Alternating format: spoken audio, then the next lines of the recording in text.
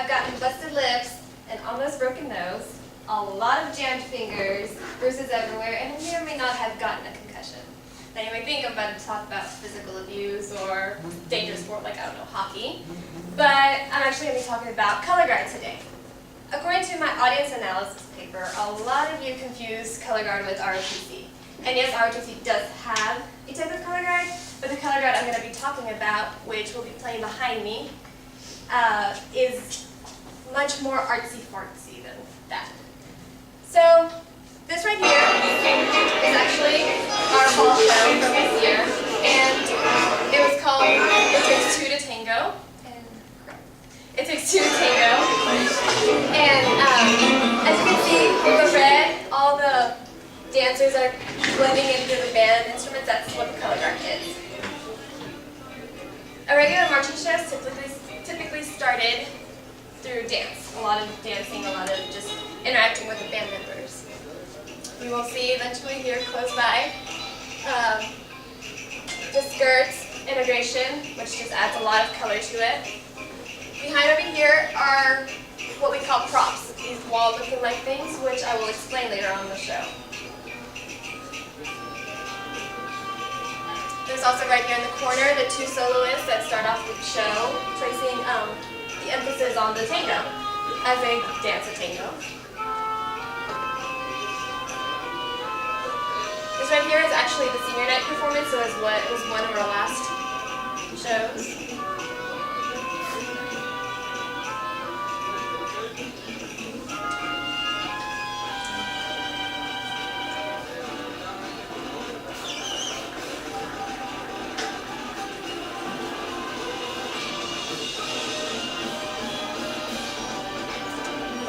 Is the guard moves around and we're making sets. Sets are like shapes or forms with the band.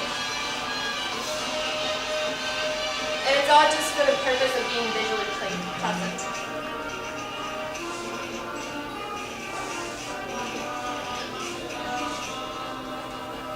After the first few seconds of the show, we start integrating pieces of equipment. Normally the first ones are rifles. Here they're tossing what is known as a quad, which I will explain what it is later. As you can see, there's a lot of dancing involved. There's a jump of the foot, along with the moving of the rifle. You also see the entrance of the flags.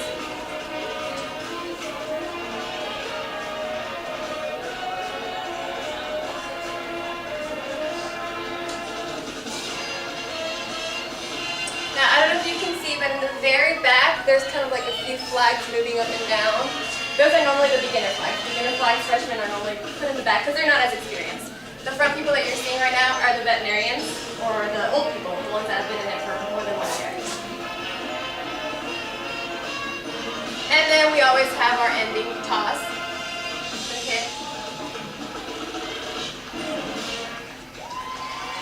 Okay, so that is basically only the first 2 minutes of a show, for a marching show. A marching show is normally 8 minutes long, so yeah, we're running around the field for 8 minutes. Anyways, so yeah, the reason I'm going to be talking about color guard is because most people don't really know what it is. They just kind of be like, oh yeah, the flags that move around in the field, but nobody really knows what it is or what happens after, like, we do all that fall stuff. I'm going to be focusing on some of the color guard basics, as well as the different seasons, and what happens after high school. Okay, so there's basically 3 or 4 major parts to color guard. There's dance, there's rifle, there's saber, and there's flag. These are the most, like, everyone's going to have them. Some guards choose not to have a certain piece, some guards choose to have more. It really depends on the directors. The rifles are normally wooden. They're not real rifles, contrary to popular belief. They're just wooden rifles that we just kind of move around. This is called a spin. Normally we do about 100 of them. As to warm up, you can pass it around and feel it. They're really, some are heavy, some are light. It really depends on the preference. Mine is about a medium height, or medium weight. It's not really too heavy, it's not really too light. There's also saber, which you want to think butter knife. That's almost what it is. It's really painful, and if you catch incorrectly, you can go to the hospital. Yes. It's my least favorite piece of equipment. I actually cry every time I have to touch it. But yeah, it's really dangerous, but it's also really pretty. Most of the safer stuff that we do is really dance. Like, we dance with it, we don't really toss it. As for flying, I couldn't bring a 6-foot pole into the building, but flying is just that. Think of like a bathroom pole that holds the curtain, and that's what a flag pole is like, with a bunch of silk. The way you toss and catch these things varies a lot. There is basic tosses, which just go straight up and straight down. There can be 45 tosses, which just go on the 45 angle. And so there's just very different ways. You can catch behind the back, you can catch under the leg, you can catch normal. There's so many different ways to do it that it really is too difficult to explain. A lot of you said on your audience analysis, and actually made me laugh, why we wear weird clothes. Our uniforms, unlike the jacketeers who wear the same outfit to every show, our uniforms depend on the show theme. For instance, you saw on that video we were wearing kind of like a red matador kind of thing with the shoulder pads because our show was a tango. It was based on the Spanish culture, so the uniforms were kind of geared towards that. And that's basically what happens. On this far left, these are professional guards, by the way. Right here, this is Phantom Regiment, and their show this year was Swan Lake, so they look very like Swan Lake-ish.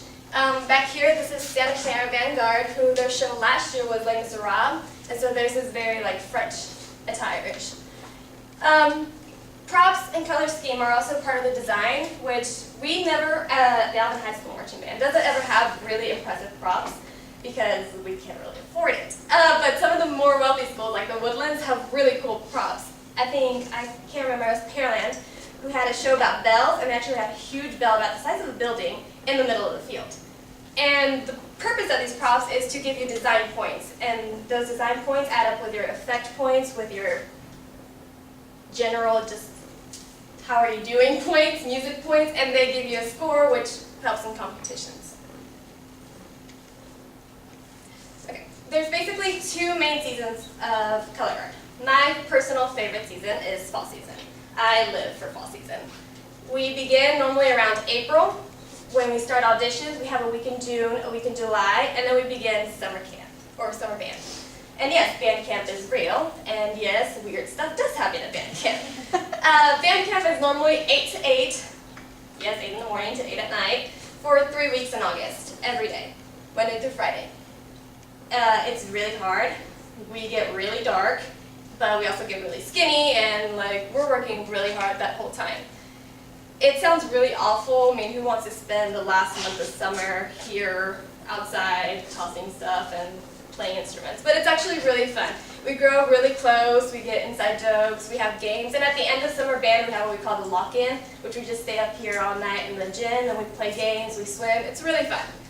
A summer band regular schedule is normally 8 to 12. We are on our own, warming up. We get a 1 hour lunch, 12 to 1, then we come back in sections. Rifles come back first, flags come back next, etc., etc. After that, we get a dinner break, 5 to 6, and then 6 to 8, we come back as a band all together and practice in the field. Marching essentials. When we practice in the field, we, contrary to popular belief, don't actually just jump on the field and do the show. We have what we call coordinates, or dots. This just tells you where you're standing on the field so that you don't run into people and don't smack them with the flag. Now, there's always those freshmen who are going to be lost, poor babies, and yes, we do get whacked with the flag a lot, especially by me, because I don't care. But, yeah, marching, you just got to, like, learn where you're going, you learn your path, and memorize them. We don't always get to, like, look at our books in the middle of the show, yeah, we're over here, no, you just got to memorize it and know where you're going and use your common sense. Fall season, what we do, we have games, which are probably the funnest part. I don't know if you've ever seen the band section at games, cheerleaders, I know you have. We basically get turned up there. You know, we have stand tunes, we have dances, we have everything. And then we go warm up and perform in front of an audience full of parents who are going to clap, no matter how bad you are, you know? So it's really comforting.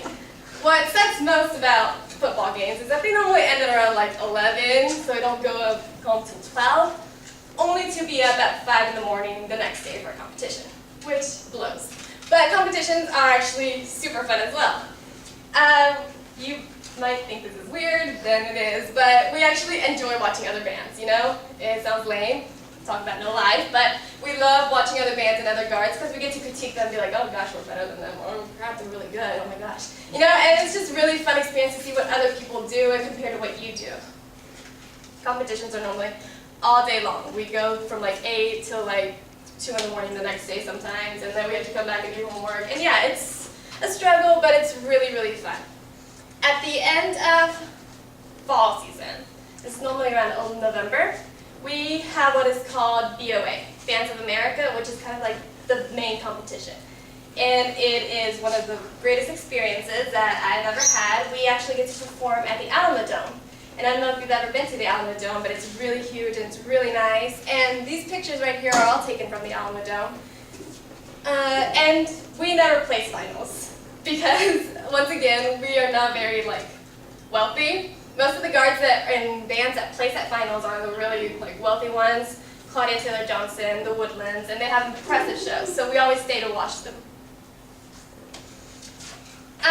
After all of that mess and sun and heat and tan, we go into what's called winter season.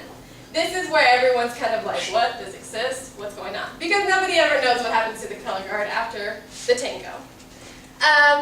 Winter season is basically us branching off from the band. We no longer require their services, and we're on our own. We perform in gym floors, and we have our own floor. We don't have a turf. We have like a piece of plastic that's about as big as a cafeteria. And we just pull it out and we do our show on top of that. The color of the floor depends on the show once again. Our show last year, our winter show last year, the floor you can see in the background is very gray. It's supposed to look like fog because our show is about death. So we're kind of in a cemetery. This year you can see wooden planks because our show is about building a home in the 1950s. And so, as well as the uniforms in the death show are very dark gray colors, and in the 1950s one is like a 1950s dress. Winter guard requires a lot more skill. It's a lot harder. Fall season we're normally doing cones, bring it up, bring it down. Winter season we're turning, jumping, aerials, etc., etc. It's very difficult, and we split up into varsity and JV. Gina's going to play a video for you in a minute, but what happens is winter guard, we go to competitions on our own, and we have basically 4 different types of judges. We have a design analysis judge, we have a general effect judge, a movement judge, and an equipment judge. Behind me you will see our current show, which will play, hopefully. Let's get there. You will see the current show. This is actually our show that we won first place with. You will see a lot of different techniques and, oh gosh, where'd it go? A lot of different higher skill requirements. Oh no, we started over from the beginning. That's not good. Okay, can you scroll to 1 or 250, please? People get very passionate about these. People clap, people go crazy. 250. And they just everyone's fangirling over these things, and it sounds really lame, but it's actually pretty impressive. What gym is that? This is at Cypress Lakes. Okay. Yeah, Cypress Lakes. Right now we're divided into 3 pieces of equipment. The flags are in the back, rifles are in the middle, sabers are in the front. The show is very sad at the end. The family dies, and so our faces are supposed to reflect that. That's also one of the biggest challenges of winter guard. You're supposed to reflect what your show is. Basically painting a story here. This is where the tempo changes and we get very into difficult stuff. You'll see the flags do a turnaround underneath the toss. Very well achieved. You see the entrance of the rifles around this table who are about to toss what's called a 5. A 5 is basically just 5 rotations in the air. After that, you see each performer tossing a rifle and catching around another performer, which is a very difficult task to achieve, and I've waxed my partner so many times. You see a soloist in the middle turning and doing a jump. In a couple seconds, you will see yours truly turning twice underneath the rifle, and almost not catching it, but catching the last of it.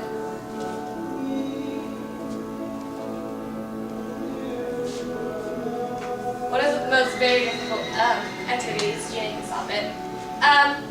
So yeah, it's very challenging, and competitions, what they are, are bloodbath. Like, you might think like, oh my gosh, that's so lame, but they are a bloodbath. Once you get to know these color guard girls, we're very competitive.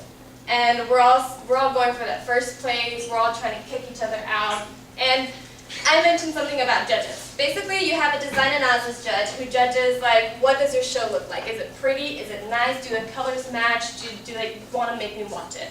You have a general effect judge who judges the performer's face, and is it really like making me feel something? Like, if your show's sad, is it really looking sad? If your show's happy, are you looking happy? You have a movement judge who judges just that movement, your shapes, what forms are you making, how are you dancing? And you have the equipment judge who's judging whether you're catching your equipment or not. All those judges add up points, and then you get a final score. Right now we're at 69.89, with the highest in our class being a 70.01. And at the end of state, these scores, they're important because they tell you what score you're going to be at state, or where you're going to be placed at state, and who you'll be competing against. State is normally held at Reed Arena in Texas A&M, which is also a very cool place to be at. You can see there's about 3,000 people in there, and everyone's clapping, and it's really nice. My past experience with state has been really awkward. My sophomore year, the lights were really bright, and my equipment went up, and I was like, holy crap, where is it? And then last year, they were really dark, so my equipment went up, and I was still like, holy crap, where is it? And so hopefully this year they nail it, and they give us perfect lighting. So, unlike fall season, in fall season we worry about wind and sun, because what goes up doesn't always come back down the same direction. So, yeah, it's challenging, but it's really fun. After winter season, seniors can actually continue to do color guard if they wish. Beyond high school is what's known as Drum Corps International, or DCI. It's very for passionate people. Like, you really have to like color guard to be in this, and most people really don't. But Drum Corps International are basically celebrities to us. Santa Clara Vanguard, Cavaliers, Phantom Regiment, you mention any of those to anyone, and they'll be like, holy crap, I love them, they're so amazing. And we just go crazy over these people. What they do is, they're normally college-age students, although you can start at 16. Those people would rather finish high school and then go into it. They have really more difficult shows. They perform across the entire nation. They don't just stay in Texas. So they're very like hardcore. I mean, you have to be in Arizona practicing at 104-degree weather. That's really awful, and you really have to like it to be there. After that, you have an age-out limit. You can't always be in color guard because, I mean, you get old and they don't want anyone breaking the belts or anything. So at about 23, you can no longer be in DCI. And, well, if you still want to do color guard, you can become a technician or instructor, which is these two people right here. This is our instructor, Maurice Wright. He was actually in the Cavaliers, and that show was called Mad World, so they're supposed to be kind of crazy, so that's why his face looks kind of weird. Next to him is our technician, Blaine Cordova, who was also in Cavaliers, and his show was Vampire, so they had like the collar thing, and it was pretty nice. Both of them march Cavaliers, and something about Cavaliers is that they only take men. So color guard is only men, band is only men. And yes, there are straight and non-straight men in color guard. There's a variety of them. Some are really cute, some are not. Phantom Regiment is only girls. The color guard is full of girls. They're known as the Phantomettes, and they're known for their dancing. Their dancing is beautiful. So yeah, that's what happens beyond high school. So what? So why am I telling you about color guard? People don't really know what that is, and kind of has like set off as the outcast of people that really nobody cares about. One of our famous nicknames was Flaggets. Yes, we get called Flaggets. And I, before I joined, was actually part of those people that made fun of them and called them Flaggets. Now look at me, Captain Flaggett. I know.